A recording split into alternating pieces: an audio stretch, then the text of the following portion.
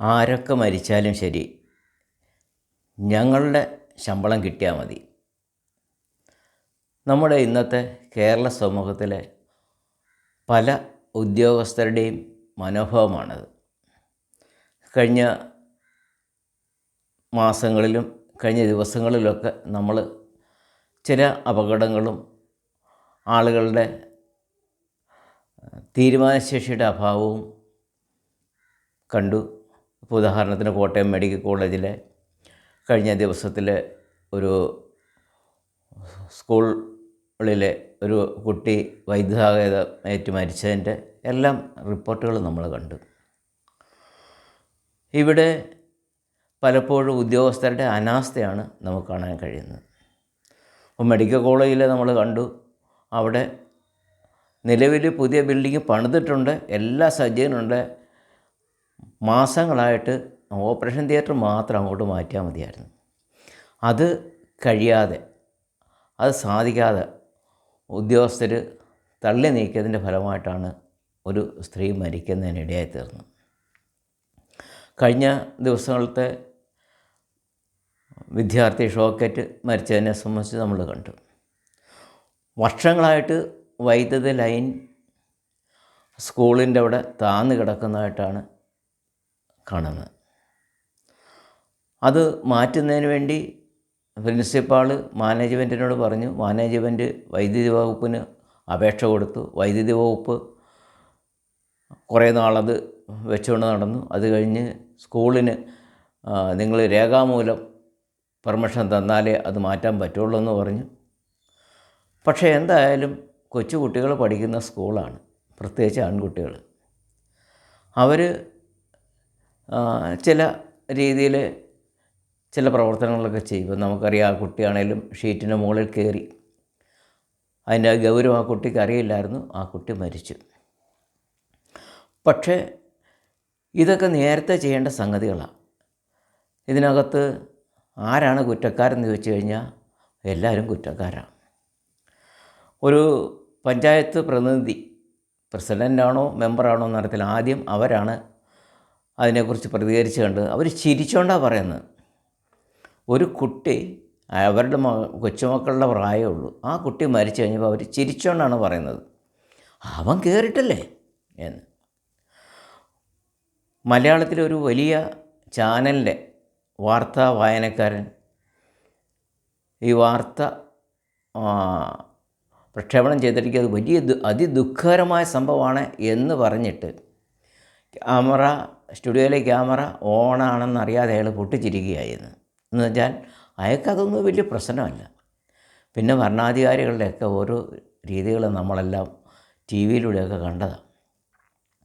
അവസാനം പ്രിൻസിപ്പാളിനെ സസ്പെൻഡ് ചെയ്തു. അവരാശുപത്രിയിലും. ഇപ്പോൾ വൈദ്യുതി ലൈൻ അവിടെ നിന്ന് മാറ്റിയെന്നും ഇന്നത്തെ വാർത്തയിൽ കണ്ടു. ഇത് നേരത്തെ ചെയ്യേണ്ട സംഗതികളല്ലേ? ഒരു പ്രിൻസിപ്പാളിന് അവരുടെ വിദ്യാലയത്തിൽ പരിമിതികളുണ്ട്. ഒരു മാനേജ്മെൻറ്റിൻ്റെ കീഴിൽ പ്രവർത്തിക്കുന്ന പ്രിൻസിപ്പാളിന് ആ മാനേജ്മെൻറ്റിനോട് പറയുക മാത്രമേ അവർക്ക് ചെയ്യാൻ പറ്റുള്ളൂ. മാനേജ്മെൻറ്റാണ് അത് ഇലക്ട്രിസിറ്റി ബോർഡിനെ അറിയിച്ച് അത് മാറ്റേണ്ടത്.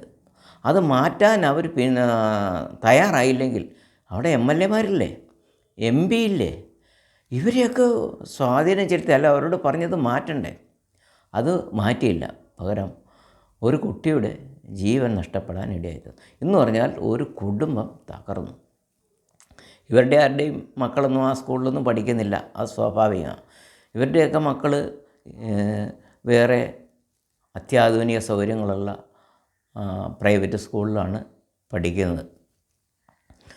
ഇവിടെ സാധാരണക്കാരൻ്റെ പാവപ്പെട്ടവൻ്റെ മക്കൾ അവിടെ പഠിക്കുന്നതാണ്. ആ കുട്ടികൾക്ക് എന്ത് സംഭവിച്ചാൽ ഇവർക്ക് പ്രശ്നമൊന്നുമില്ല. അവരുടെ പേരിൽ ഒരു നടപടിയും എടുക്കത്തില്ല. കാരണം അവർക്കൊക്കെ പിന്തുണയായിട്ട് ട്രേഡ് യൂണിയനുകളുണ്ട്. അവരെ ആരെങ്കിലും എന്തെങ്കിലും പറഞ്ഞാൽ സോഷ്യൽ മീഡിയയിലൂടെയും അല്ലാതെയും അവരെ ഈ പറയുന്നവരെ തേജോവധം ചെയ്യും. രാഷ്ട്രീയക്കാരൊക്കെ സ്വാഭാവികമായിട്ട് വിമർശിക്കും. കുറേ വിദ്യാർത്ഥികൾ പിക്കറ്റ് ചെയ്യും. ആ പിക്കറ്റ് ചെയ്യുന്നതിൻ്റെ നല്ലൊരു ഉദ്ദേശവും ടി വിയിൽ പേര് വരണം, ഫോട്ടോ വരണം, ഇതൊക്കെ മാത്രമേ ഉള്ളൂ. ഇവർക്കൊന്നും 100% ആത്മാർത്ഥയോടെയാണ് എന്ന് പറയാൻ പറ്റില്ല. ആത്മാർത്ഥയോടെയാണെങ്കിൽ അവരവിടെ കിടന്ന് കോപ്രായം കാണിച്ചിട്ട് ഈ മരിച്ചുപോയ വിദ്യാർത്ഥിക്ക് എന്താ സംഭവിക്കുമോ? അപ്പോൾ ഇവിടെ നമുക്ക് സംഗതി കാണാൻ കഴിയുന്ന കാര്യം, ഇവിടുത്തെ ഒരു ലക്ഷക്കണക്കിന് ശമ്പളം മേടിക്കുന്ന കുറേ ഉദ്യോഗസ്ഥരുണ്ട്. അവരെ സംബന്ധിച്ച് അവർക്ക് 10 മണിക്കെന്നുള്ള 11 മണിക്ക് ജോലിക്ക് വരണം, 5:30 എന്നുള്ളത് 4 മണിക്ക് പോകണം, അത്രയൊക്കെ ഉള്ളൂ. അവരുടെ ജോലി ഒരിക്കലും ബാധിക്കില്ല. അവർക്ക് സാധാരണക്കാരൻ്റെ പ്രശ്നങ്ങൾ അറിയില്ല. അവർക്ക് മാസം മാസം ശമ്പളം കിട്ടും, ചികിത്സിക്കാൻ പൈസ കിട്ടും, അവരുടെ അതിനുശേഷമുള്ള പെൻഷൻ കിട്ടും. അവരെ സംബന്ധിച്ച് സാധാരണക്കാരൻ്റെ ഒരു പ്രശ്നങ്ങൾ അവരെ ബാധിക്കുന്നില്ല. അവരെന്ത് നിയമവിരുദ്ധമായിട്ട് പ്രവർത്തിച്ചാൽ അതിനെ സപ്പോർട്ട് ചെയ്യാൻ അവരുടെ ട്രേഡ് യൂണിയൻ അല്ലെങ്കിൽ അവരുടെ പാർട്ടിക്കാർ, ഏത് സംഗതിയായാലും പാർട്ടിക്കാരും ഉണ്ടാകും. ദയവേത് ഇവരോട് പറയാനുള്ളൊരു സംഗതി, നിങ്ങൾക്കൊക്കെ ശമ്പളം തരുന്നത് ഈ പൊതുജനങ്ങളുടെ 1, 2, 5, 10 രൂപ കൊണ്ട് കിട്ടുന്ന പൈസയാണ്. ഇപ്പോൾ ഒരു കുട്ടി മരിച്ചു, ആ കുട്ടിക്ക് വീട് വെച്ച് കൊടുക്കാമെന്ന്, വീട്ടുകാർക്ക് വീട് വെച്ച് കൊടുക്കാമെന്ന് പറഞ്ഞു, അതിന് ലക്ഷക്കണക്കിന് രൂപ കൊടുക്കാമെന്ന് പറഞ്ഞു. ഈ ലക്ഷങ്ങളൊന്നും ഇവരുടെ ആരുടെയും പോക്കറ്റിൽ നിന്ന് എടുത്ത് കൊടുക്കുന്നതല്ല. അത് പൊതുജനങ്ങളുടെ നികുതിപ്പണമാണ് എന്നുള്ളതാണ്. അല്ലാതെ പറയുമ്പം സർക്കാർ കൊടുത്തു, അല്ല ഇന്നയാൾ മന്ത്രി പ്രഖ്യാപിച്ചു പറഞ്ഞു, ഇവരുടെ ആരുടെയും പൈസയല്ല, ഇതൊക്കെ പൊതുജനങ്ങളുടെ പൈസ. അതുകൊണ്ട് ഇങ്ങനെയുള്ള അപകടങ്ങൾ വരാതെ സൂക്ഷിക്കുക. ഇനിയും ധാരാളം സ്കൂളുകളുണ്ട് ഇടിഞ്ഞ് പൊളിയാറായത്. സ്കൂളുകൾക്ക് പരിഹാരം കാണുക. അതുപോലെ തന്നെ അപകടങ്ങളുണ്ടാകുന്ന ലൈനുകൾ, അതുപോലെ തന്നെ റോഡിലെ പ്രശ്നങ്ങൾ, ഇതൊക്കെ ഉദ്യോഗസ്ഥന്മാർ നേരാവണ്ണം കാലോചിതമായിട്ട് പരിഹരിച്ചു കഴിഞ്ഞാൽ ഒരു പരിധി വരെയൊക്കെ ഇങ്ങനെയുള്ള പ്രശ്നങ്ങൾ പരിഹരിക്കാൻ കഴിയും. അതുകൊണ്ട് ശമ്പളം മേടിക്കുന്ന ഉദ്യോഗസ്ഥരോട് പറയാനുള്ള ഒരു സംഗതി, നിങ്ങൾക്ക് 1% എല്ലാവരും അല്ല കേട്ടോ, ഒരു 50% ഉദ്യോഗസ്ഥർ നല്ല ആളുകളാണ്. പക്ഷേ ഒരു 50% എന്ത് വൃത്തികേടും കാണിക്കാൻ മടിയില്ലാത്തവരാണ്.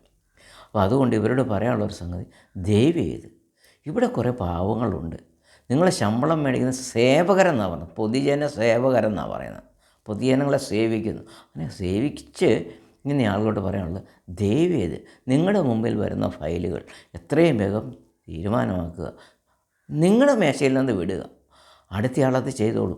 അപ്പോൾ അങ്ങനെ ചെയ്തുകൊണ്ട് ഇനിയെങ്കിലും ഒരു മരണത്തിന് ആരെയും വിട്ടുകൊടുക്കാതിരിക്കാൻ ദയവായി അഭ്യർത്ഥിക്കുന്നു. നിങ്ങൾക്ക് ഇതുപോലുള്ള വീഡിയോകളാണ് ഞാൻ ചെയ്യുന്നത്. നിങ്ങൾക്ക് വീഡിയോ ഇഷ്ടപ്പെട്ടാൽ ഒന്ന് ഷെയർ ചെയ്യുക, സബ്സ്ക്രൈബ് ചെയ്യുക. ഇതൊരു കോമഡി പരിപാടികളൊന്നുമല്ല, നമ്മുടെ സമൂഹത്തിൽ ശ്രദ്ധിക്കപ്പെടാതെ പോകുന്ന കാര്യങ്ങൾ ആളുകളുടെ ശ്രദ്ധയിൽ കൊണ്ടുവരിക.